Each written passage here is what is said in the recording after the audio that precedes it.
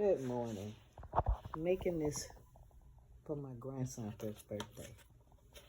It's going to be a clock. This came from Dollar Tree. This right here came from Home Depot.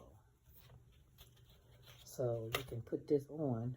I did it with the glue gun and the iron. Because this little thing can go on tables or whatever when you build them or something. You just want to put corners on your table to make it look cute. So you can paint it. You can use this.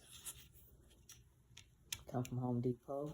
You take the iron, heat it up, and it adheres to it with the heat.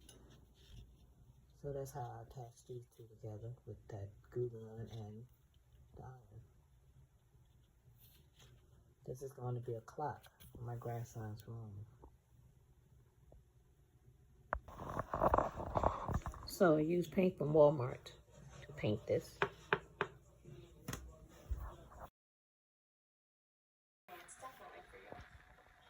Okay, you say it's for me, it's for me.